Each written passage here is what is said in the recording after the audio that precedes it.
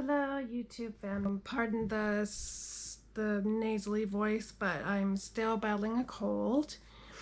But I just wanted to do, I did a video before, I'll tag it up above, just about my chemo side effects, just about what ones that I get.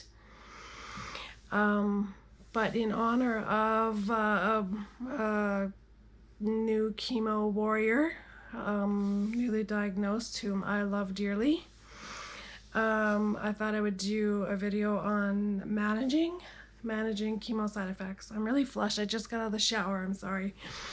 For a while I had like a really good routine. I even did a video on that. I did a hydration routine, which I'll also tag. I did like a hydration routine. I was doing really good for a while, and I had a really good nutrition routine and like eating habits, but I got really comfortable in feeling so good, because for the longest time I was, that I kind of got out of my routine a little bit. And then the cancer clinic actually ended up, these last few cycles, or last cycle I guess, they switched my time on me. I was going at 11:45, and for some reason they switched it to 12:45. I have since requested that they put it back to 11:45, because I like the timing of your eating, especially on the day of chemo, is like really important, because you don't want to have to like wolf down a big meal and have a full stomach right before you're going to get injected with chemo. But you also don't want to have to wait too long and be on an empty stomach or not eat enough right before chemo, because both will cause nausea, as I have discovered the last couple rounds with this 12:45 deal. It just wasn't working, because I would either have to just go in after eating lunch, or I would have to wait and eat later, and it just wasn't working. I was getting really nauseous, and part of it probably was because I've been at this for like 9 months, so the chemo is accumulating, so my side effects will get worse, but this was like beyond. So I suggested that they put it back to 11:45, because it just worked out perfectly. And then on the flip side, at home, I just got a little too comfortable, and I have to get back to the routine of, I was having, especially for the first 3 days after treatment, I would have a boost in the morning, and then I would have a good vitamin water in the afternoon, and it really got me through. And then I just kind of phased out.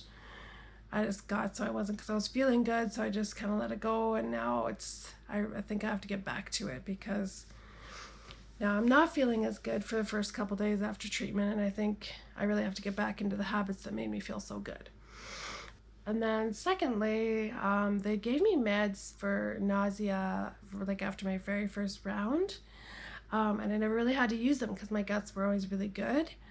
But it's just think like, as the chemo is like accumulating, you just have to keep tweaking. That's what I always say. That's what I said. I've said in a few videos now, that you basically just have to keep tweaking.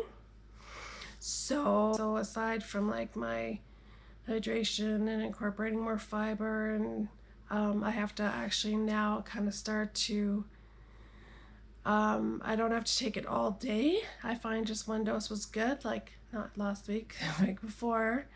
I started taking anti-nauseants. It's like it's called metoclopramide, and it just kind of speeds your stomach up, because chemo will, for me, it just kind of makes everything sort of slow down. So I'll eat a big meal, and it'll just sit there. So I have to equal parts. Now I have to start shrinking my meal size way down. So I have to eat these little tiny, almost like snack-like meals all throughout the day. And at least once throughout the day, I have to take my dose of just one dose of my metoclopramide. And I only did that twice. If they give you something that is going to help you, just take it. Just take whatever they give you. I was putting it off because I felt like I was being defeated if I had to break down and start taking more medication. Just made me feel a little depressed. But I mean, the fact that I haven't been taking anything new, but take an antidepressant, and I take a antacid, and those are two things that I've been on for years, even before chemo. So I always I felt good that I wasn't taking anything extra, so I felt a little defeated having to take medication. But I gotta just take my own advice, and you always have to keep tweaking what you're doing so that you can feel good. So don't feel defeated. Don't feel defeated. Just adjust. So then my fingernails. My fingernails seem to be hanging in there pretty good. None of them are really coming off. I just keep trimming and they keep kind of peeling back, and then they grow out, and then I trim and then they peel back. They all kind of stay the same. But my toenails, on the other hand, I have officially pretty much lost the toenails on each of my big toes. Nothing I can do about it, but I just don't have any coverage, so if I stub my toe or anything, like, it really freaking hurts. So I adjusted, and I ordered some of these little toe caps that you just roll on, and it covers your big toe and just offers protection. So I already did that. I have them. I will start to use them. I still have a little tiny little toenail nubbin. I'm not going to show you, it's kind of gross. So as soon as I don't have that little nubbin, because it creates like a little lump, as soon as I don't have that little nubbin completely, then I will start using my caps, and I'll just, that will help my feet out. And yeah, neuropathy is a big thing for me. It's not even like my hands don't tingle, and I really don't have any pain. They just don't feel, they're not even really numb. They're almost like hypersensitive, or yeah, I don't know they just don't feel right. And so I got a week off, and then, so yeah, that's how they're gonna counteract the neuropathy for me, is they're gonna give me 1 week off each cycle now instead of just full force. And then if they see my markers go up or anything, they'll put me back up to 4 weeks. But for now, I think it'll end up being 3 weeks on, 1 week off as soon as I get this cycle with the 4 done. And that will help sort of hopefully negate the neuropathy a little bit, because it's irreversible. If it gets too bad, it will eventually become like a non-recoverable situation. So that's what we want to avoid. Fatigue is huge. I've been really kind of struggling with it. I haven't really been as energetic the last few rounds of chemo. Mind you, I mean, it's been kind of a crazy summer, and I've been kind of going hard like a retard, but yeah, I've just now I kind of set my afternoons aside, because obviously if my body wants to sleep, it's because it needs it to recoup. But sleeping all day just because you feel like it isn't necessarily a good idea. Because your body also needs activity so that you can keep your blood pressure up, so that you can keep everything stable, keep your lungs exercised, keep everything functioning the way it should. And exercise also helps keep your intestines moving. It helps keep your stomach moving. It helps keep everything moving through your system the way that it should.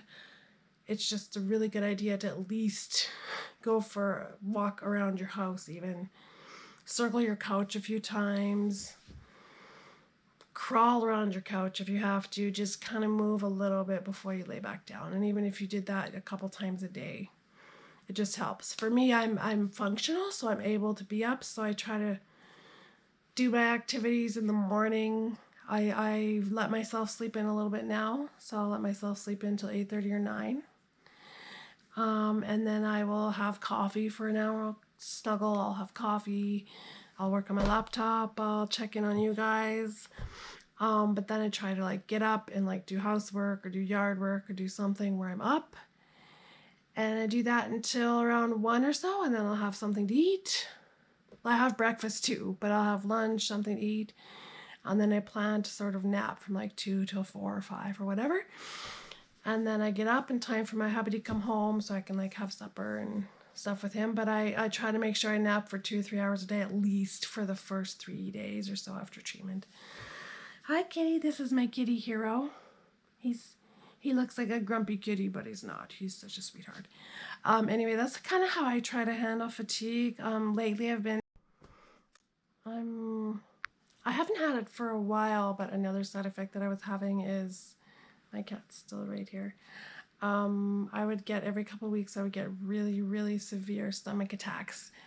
And he's gonna knock my camera down. I'd get really severe stomach attacks, and it would start by feeling like stomach cramping, so it'd be like really crampy, but I wouldn't have to go, like it would take a while, like nothing would come. And then for some reason, my dog's here now too, and then for some reason my lower stomach cramps, the aching in my lower stomach would make in my lower abdomen, my intestines would like make my stomach cramp. And then it would make my stomach cramp and make me throw up, because, not from nausea, just because my stomach would like twitch for some reason.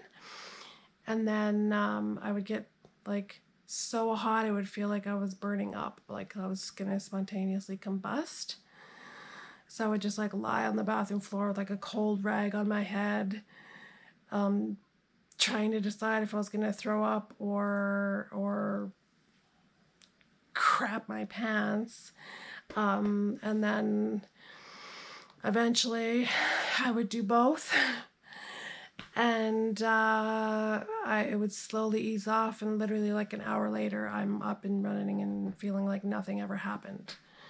Like it was like the weirdest side effect. So I started actually including more like fiber. I started eating, oddly enough, I started eating mini wheats for breakfast.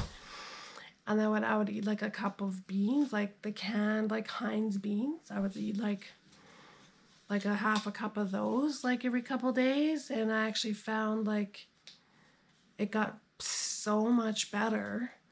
And it's been like a couple months now since I've had that happen to me. So fiber is your friend. Yeah, those are my biggest managing chemo side effects and how I kind of deal. Like I said, I just kind of wanted to do an actual video, a more in-depth video on how I deal with the actual side effects. I'm so sorry, but my cat and dog just had a little tiff behind me, and I just got clawed in the butt by my dog. It's good grief. Oh, yep, animals. Anyway, that's it for now, peeps. I hope this helps anybody, and especially my girl, my new chemo champion. She knows who she is. You got this, girl, and I love you. And the rest of you, I'll talk to you soon.